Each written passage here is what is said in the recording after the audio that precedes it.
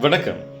நிறைய நேரங்கள்ல நம்முடைய மனசுல ஏற்படக்கூடிய சின்ன சின்ன சந்தேகங்கள் பல பிரச்சனைகளுக்கு காரணமா அமைஞ்சிருது.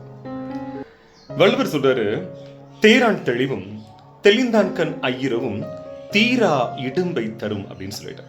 அதாவது, நீங்க யாரோ ஒரு நபரை ஒரு பணிக்கு அமர்த்த போறீங்க, ஒரு வேலைக்கு அமர்த்த போறீங்க அப்படின்னா அந்த நபரை பற்றி தெளிவான முடிவு எடுத்த பின்னாடி தான் அவருக்கு அந்த வேலையை நீங்க கொடுக்கணும்.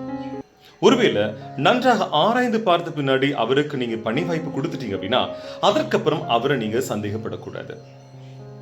சரியாக சிந்திக்காமல் ஒருத்தவங்களை தேர்ந்தெடுத்துட்டாலும் சரி, சிந்தித்து தேர்ந்தெடுத்ததுக்கு அப்புறம் அவங்க மேல சந்தேகப்பட்டீங்க அப்படின்னாலும் சரி, அது தீரா இடும்பை தரும் அப்படின்னு வள்ளுவர் சொல்றார்.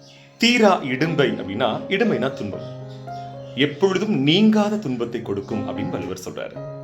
இது ஒரு நபரை பணிக்கு அமர்த்துறதுல மட்டும் இல்ல, நம்முடைய வாழ்க்கைக்கு தேவையான உறவாக ஒருவரை ஏற்றுக்கொள்வதிலும் இருக்கிறது. ஒரு நபர் உங்களுடைய வாழ்க்கையில உறவாக ஏற்றுக்கொள்ள போறீங்க அப்படின்னா அதற்கு முன்னாடி அவரை பற்றிய தெளிவான முன்முடிவை நீங்கள் கொண்டிருக்க வேண்டும். அந்த நபரை நீங்க தெளிவான சிந்தனையோட உங்களுடைய வாழ்க்கைக்குரிய துணையாக உறவாக ஏற்றுக்கொண்டு விட்டீர்கள் என்றால் அதற்கப்புறம் அவர் மேல சந்தேகப்படக்கூடாது. சந்தேகப்படக்கூடாது அப்படின்னு சொல்லக்கூடிய அதே வேளையில நம்ம நம்பக்கூடியவங்களுக்கு உண்மையாகவும் இருக்க வேண்டியது அவசியமாக இருக்கிறது. நன்றி.